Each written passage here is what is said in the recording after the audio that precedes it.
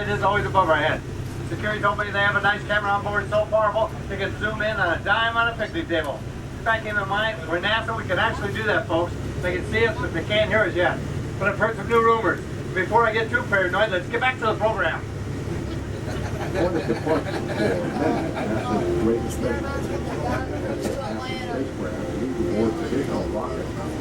Oh, Fooyan, you're a great group. I'm going to be honest with you guys. Hey, guys, we've already set up a spy satellite. Its function is to listen in on 500,000 cell phones at one time. If somebody starts talking about doing harm to the United States again, we'll be one of the first to hear about it, and we'll take appropriate action. Doesn't that give you a nice, warm, fuzzy feeling? I believe the satellite is in secret orbit over the Middle East somewhere. Now let's get back to our program. There you long to return. Going on its historic path, Kennedy Space Center continues its march into the heavens, launching our most ambitious mission to the moon, Mars, and beyond. Marty is my friend. Testing ready. 5, 1, 2. Now this is looking at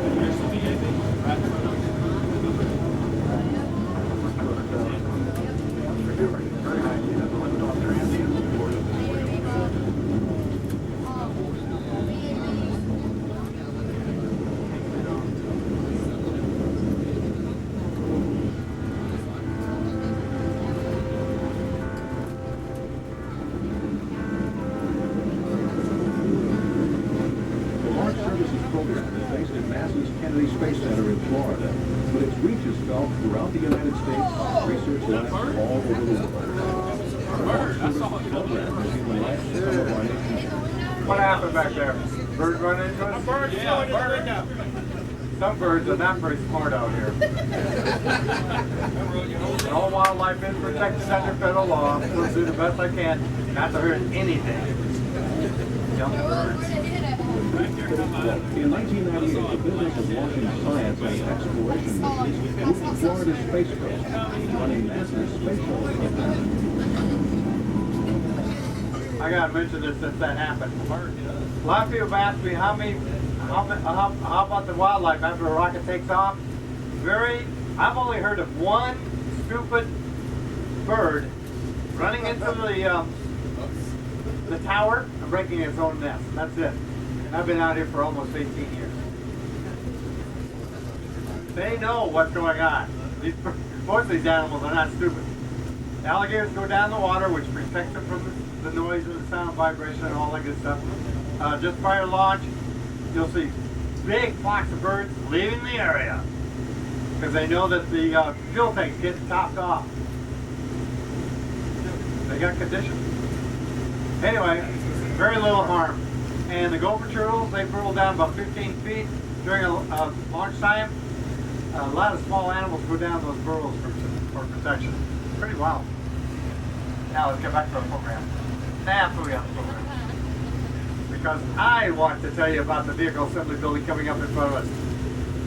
525 feet tall, or if you prefer, 52 stories. One reality, you're now looking at the largest one-story building in the world, right there.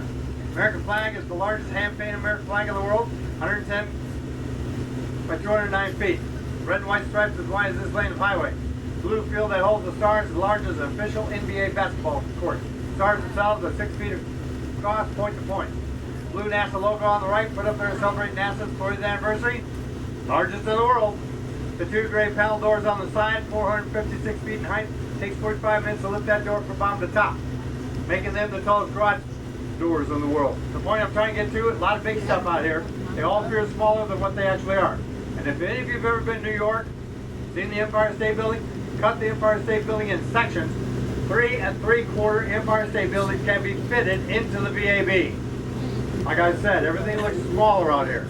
Now, the next portion of the presentation I'm going to play for you is on the Cloud Transporter, the huge machine that takes the spacecraft out to launch it. There are only 2 in the world, they're both here.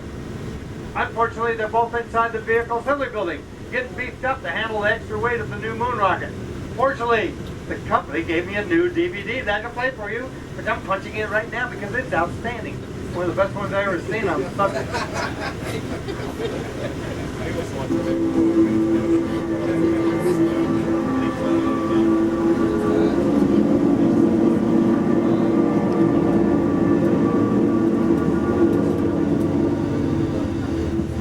In the peak of the space race, the Saturn V was NASA engineers' answer to manned spaceflight. Part of that mission was getting the vehicles from the Vehicle Assembly Building, or VAB, to the launch pad 3.5 miles away. NASA considered several methods for moving it: a rail line, a canal and barge, and 2 crawler transporters. Assembly began in 1965 here at KSC. The crawlers had gone through several modifications throughout the years. When they were built, the KSC crawlers were the largest tracked vehicles ever made, weighing 6 million pounds, 131 feet wide, and 114 feet long. It's comprised of 4 trucks and 8 tracks. Each of those tracks have 57 cleats, each weighing a ton. The crawler is capable of carrying 9 million pounds of mobile launch platform, plus another 2 million pounds of assembled space vehicle. They move the mobile launcher platform into the Vehicle Assembly Building, and then to the launch pad with an assembled space vehicle. Maximum speed is 1 mile, 1.6 kilometers per hour, loaded. About 2 miles, 3.2 kilometers per hour, unloaded. Launch pad to VAB trip time with the mobile launch platform is about 5 hours. When operated, it takes about 18 to 20 technicians and 7 engineers to move it along the crawler way. So many trips, the crawler has racked up more than 3,400 miles. The crawler transporters are powered by 16 traction motors, powered by 4 1,000 kilowatt generators, driven by 2 2,750 horsepower diesel engines. 2 750 kilowatt generators, driven by 2 1,065 horsepower diesel engines, are used for jacking, steering, lighting, and ventilating. And it's an average gas mileage of 32 feet per gallon. In the future, the crawler transporters will be used for the eventual NASA Space Launch Systems SLS heavy lift vehicles, as well as various commercial launch systems. I see the doors open a crack in the Vehicle Assembly Building. One of the crawlers in there getting beefed up right now.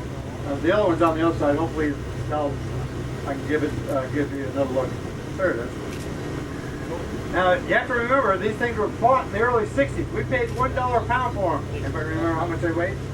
6 million pounds? That means $6 million. Try to replace one of these machines today, it will cost you well over $60 million. Now, don't forget, it was used for the Apollo program, it was used for all the shuttles, and it's going to be used for the SLS.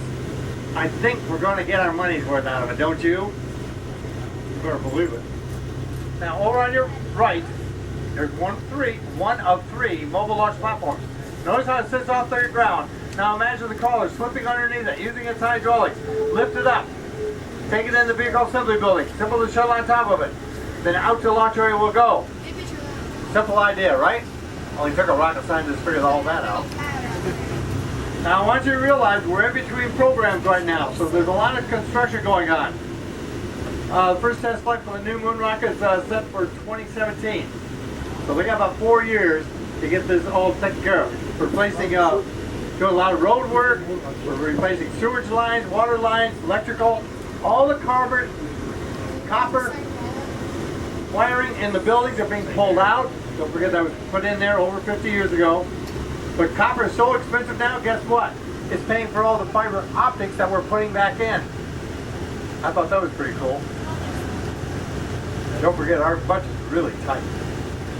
Now, around this next pin on the other side, brand new launch tower is sitting on top of brand new mobile launch platform. It has never been used.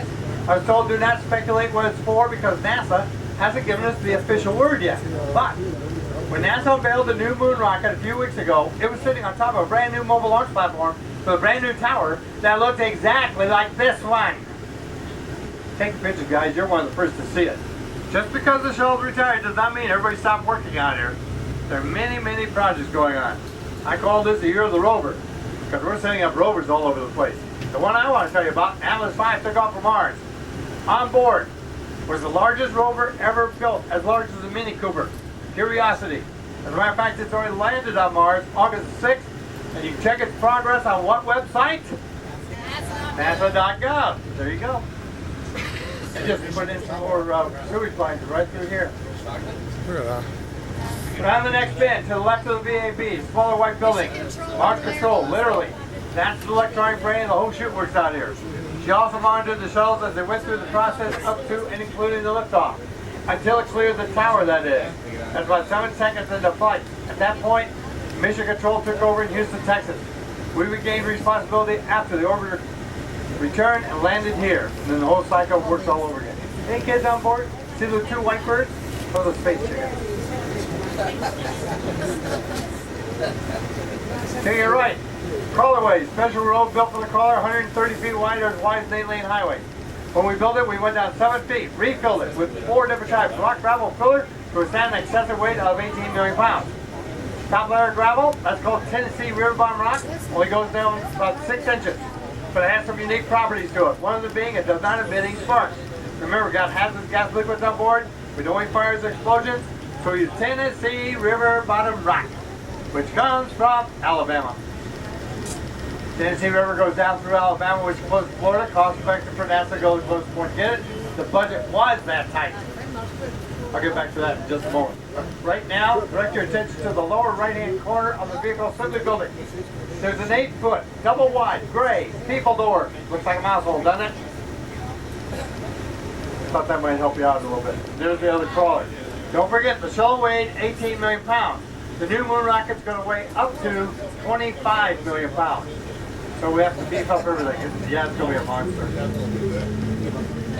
Okay, budget. Apollo program received about 4.5% of the national budget. All I can tell you is it was a big pile of money. Well, we needed it. All these buildings out here had to be built, paid for it. Don't forget, when we first arrived here, this was all swampland. All this dirt and sand you see, we brought it in. Shuttle program received 0.7% of the national budget. That's about $18 billion. I always thought that was a lot of money. Until recently, when I found out Americans spent more than $35 billion every year on pizza. Only took me 2 days to realize that we got the pizza money here. More likely we'd be sitting on the moon already. Now think about that one for a while. To your front right, white buildings, press area. This is where we set up all the TV cameras that come in from all the major television networks. For those of you that remember Walter Cronkite, he was in the M building on the far right with the blue on it, CBS. I watched black and white TV as Center 5 was taking off, and the noise was the concussion was so bad that the false ceiling caved in on Walter, and I never seen it so scared in my life. To your far left, you see our flag waving in the breeze. At the base of that flagpole is a large dark blue box sitting in the grass, which happens to be the official countdown clock that we've been watching on television for decades. I'll tell you how old it is. There goes Osprey on the front right here. How old is it? Prior to a launch, a gentleman's going to go out there with a box full of light bulbs to replace the burnout ones. Should be in a museum, but we're still using it. In front of us, a fairly new supply logistics building. These guys are not rocket scientists. Someone forgot to turn off the electric eye one day to the front door. Next morning when they came to work, they found an 8-foot hissing alligator in the lobby waiting for them.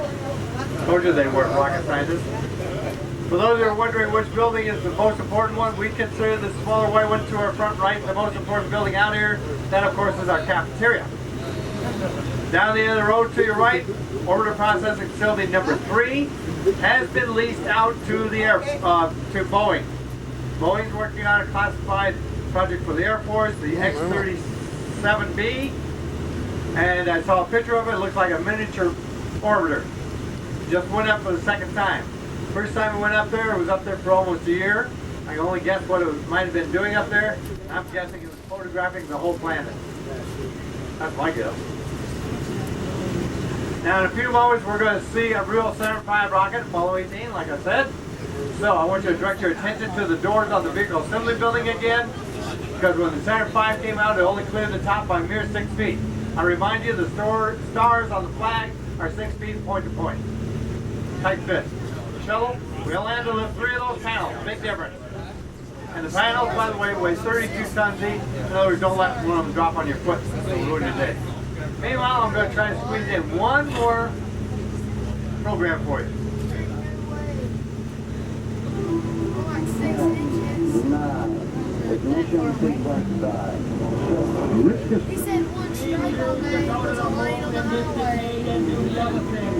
Not because they're easy, but because they are hard. That means we have to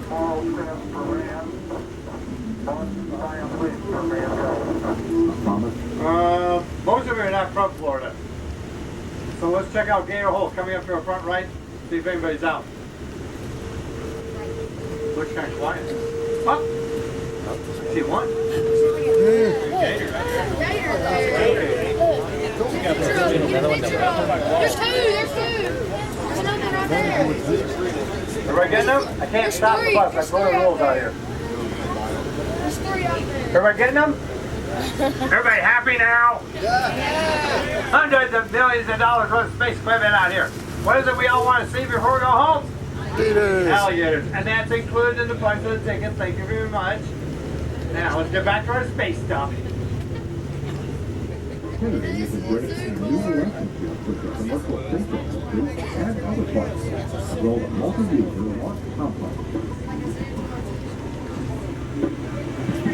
With its unique location, pointing infrastructure and expert talent, Kennedy is the ideal space launch and recovery site to meet both government and commercial needs in the 21st century.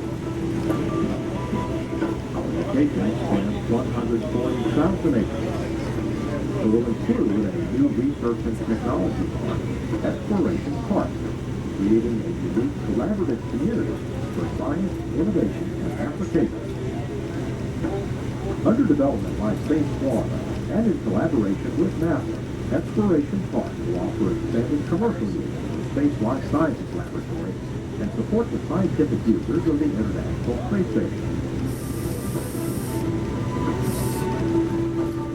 Our facility includes multiple launch pads, the space industry's largest vehicle integration facility, world-class processing and test facilities, and a 3-mile-long runway supporting horizontal launch and recovery of space vehicles, along with specialized aviation.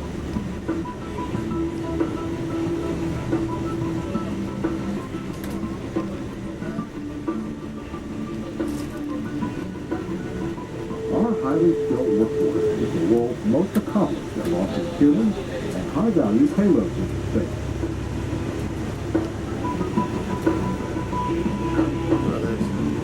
Kennedy has more than 50 years of experience in spaceflight operations, enabling mission success through innovative solutions and a commitment to our customers' needs. Our engineering and technical capabilities are recognized around the globe, unsurpassed by those of any other spaceport on the planet. Okay, I'm going to drop you off in front of the silver door with red trim around it. You see everything? It'll take about an hour. When you're ready to leave, you come on out through the gift shop. No big surprise there. And you'll catch your bus going back to the business center, all the way down the end of the sidewalk in front of us, all the way down the end, guys. And buses will be coming in here and leaving approximately every 10 minutes. Oh, look what these people are doing. They're leaving a nice big gap up there in front for you.